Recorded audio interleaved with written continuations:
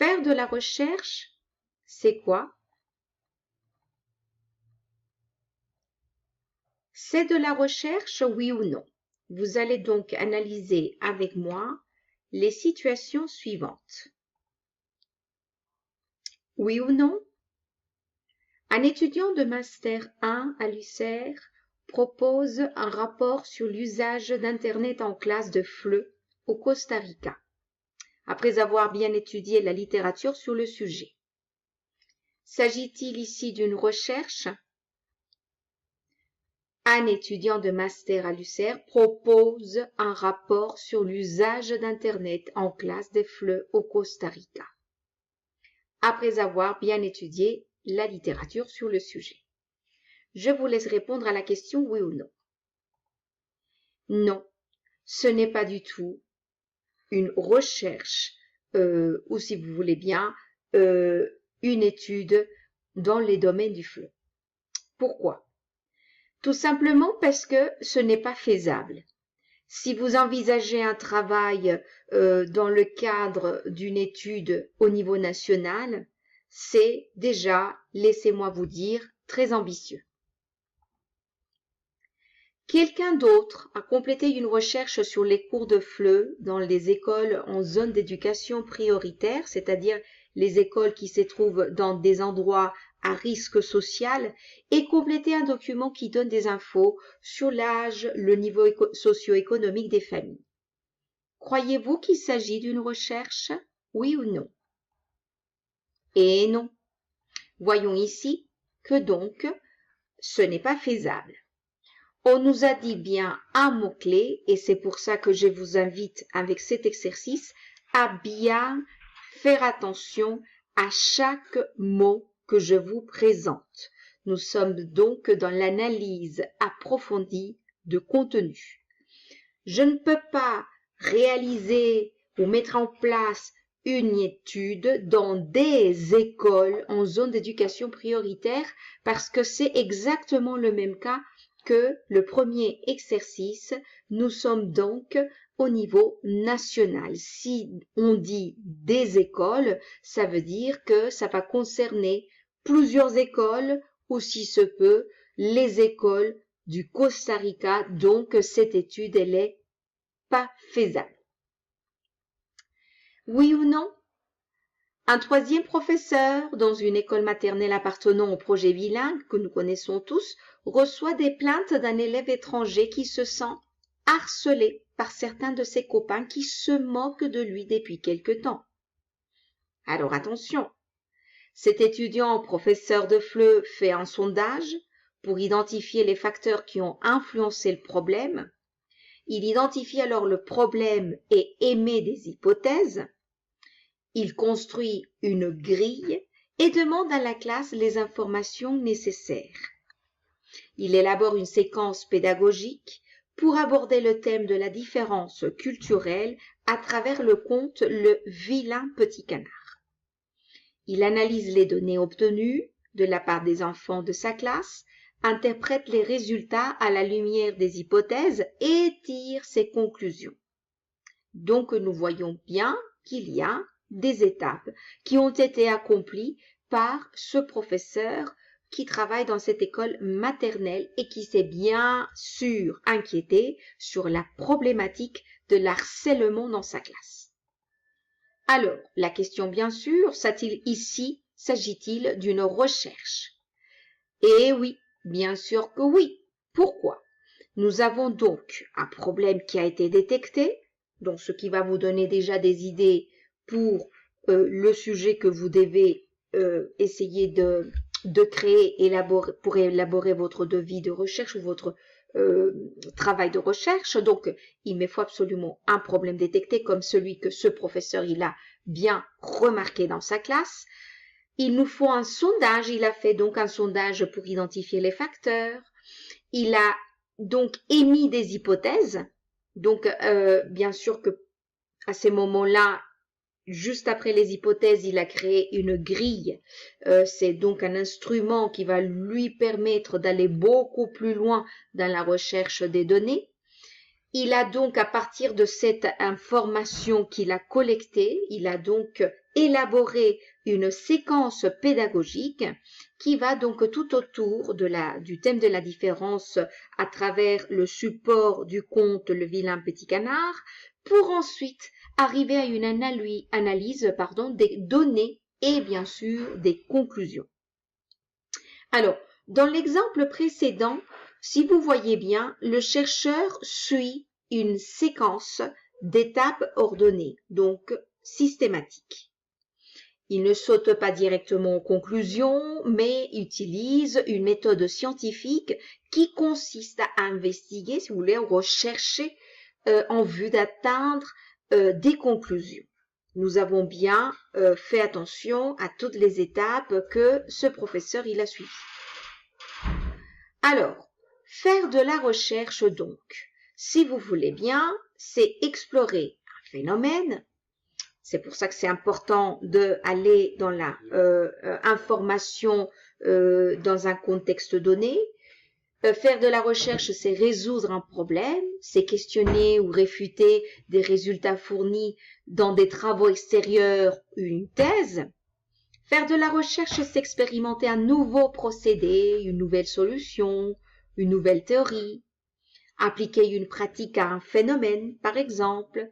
Quand je parle de faire une recherche, je dis aussi d'écrire un phénomène. On peut juste situer un travail de recherche sur, bien sûr, le type de recherche, c'est-à-dire la description en elle-même, sans que pour ça me demande d'appliquer, par exemple, quelque chose, une proposition, pas d'exemple, pédagogique. Nous avons aussi la définition expliquer un phénomène, parce que je peux tout simplement me baser sur l'explication d'un problème pour essayer de trouver une solution.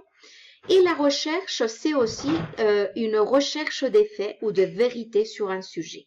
Donc alors, voyons bien que ce professeur, dans cet exemple précédent, il a voulu comprendre pourquoi l'harcèlement s'est installé dans sa classe. Une investigation organisée donc pour résoudre des problèmes, si vous voulez, bon, dans le cas de votre travail ou brouillon, proposition d'avant-projet, vous allez chercher une problématique, tester des hypothèses bien sûr, inventer des nouvelles théories. Bon, on n'y est pas parce que quand on parle de créer des nouvelles, ou inventer plutôt, c'est le bon mot, de nouvelles théories, dans ces cas-là, nous serions plutôt dans des études de doctorat, chose qui n'est pas le cas, en tout cas pour ce cours. Alors, la recherche, pourquoi faire ? La recherche nous sert à aboutir, bien sûr, à des doctorats plus tard, des masters, des bacs. Bon, dans le cas de cette recherche, donc, nous sommes dans les études de licenciatura qui correspondraient à la traduction de Master 1 en France. Pour faire de nouvelles découvertes, bien sûr, ce qui m'intéresse, nous allons dans ce cours faire de la recherche pour apporter des solutions innovatrices, amélioration à des problèmes complexes. Ici, je fais la parenthèse, il est bien nécessaire de proposer des thèmes nouveaux, peut-être éviter tout ce qui a été déjà recherché dans les années précédentes, essayer d'aller vraiment vers l'innovation. Faire de la recherche me sert aussi à trouver des causes et des effets par rapport à certains phénomènes, développer de nouvelles stratégies, c'est le cas de l'éducation, notamment dans les différentes compétences que nous connaissons bien, la production orale, la production écrite, la compétence de compréhension orale et la compréhension écrite. Faire de la recherche, ça me sert à améliorer nos cours en tenant compte de nouvelles tendances pour faire avancer la science et les connaissances et bien sûr pour répondre à nos désirs. On a toujours suivi un cours, quelque chose ou une expérience même que nous avons vécue dans le domaine professionnel qui nous a laissé des doutes, des questions, donc qu'on voudrait bien sûr, auxquelles on voudrait répondre. Donc c'est la bonne excuse justement si vous avez quelque chose qui attire énormément votre attention pour vous proposer de élaborer un travail de vie de recherche. Alors, En fait, donc un travail qui suit des étapes ordonnées comme le professeur de notre exemple, de manière logique, c'est donc justement un travail qui est fait pour justement donner lieu à une recherche. Et c'est le cas donc spécifique de le mémoire de recherche, et j'insiste, on dit bien le mémoire. On ne dit pas la mémoire ça concerne le cerveau de l'être humain. Si nous parlons de un mémoire, nous sommes dans le domaine de l'investigation.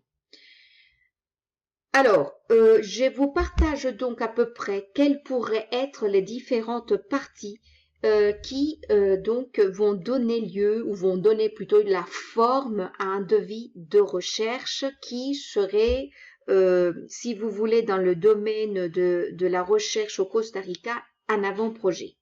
En France, on dira plutôt, on adaptera le terme avant-projet que nous utilisons au Costa Rica par le terme devis de recherche.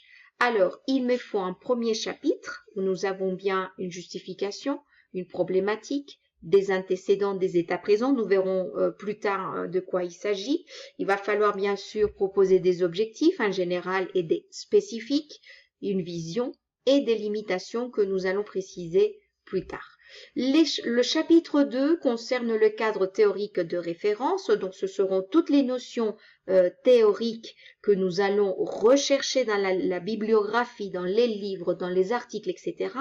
et qui vont soutenir bien sûr la démarche de recherche que vous allez proposer. Donc, il y aura bien sûr, ce chapitre 2 sera divisé en axes qu'on peut aussi appeler des thèmes, un thème principal qui à son tour sera divisé en sous-thèmes, un thème secondaire et ainsi de suite.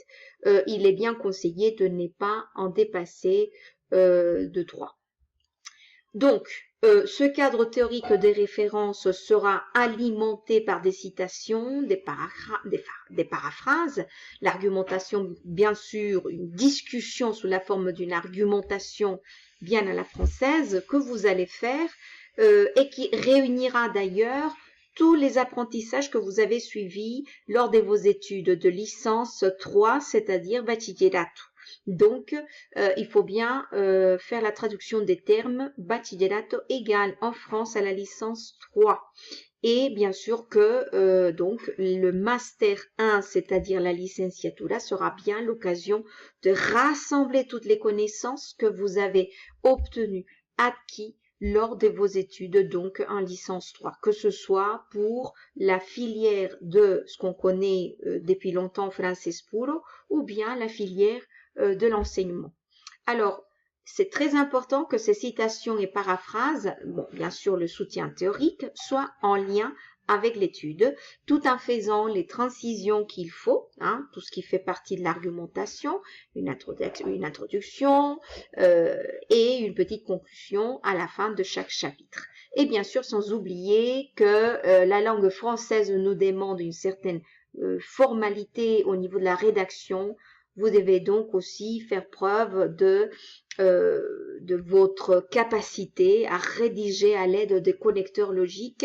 Et bien sûr, il y aura peut-être la proposition des tableaux, d'images, des figures que vous pouvez proposer dans ces chapitres-ci. Nous passons donc dans ces cas-là au chapitre numéro 3, le cadre méthodologique, un paradigme, une approche de la recherche que nous préciserons tout le long de ce quadrimestre, le type de recherche, les techniques que vous allez employer, les instruments, les procédés et la validation des instruments que vous allez appliquer.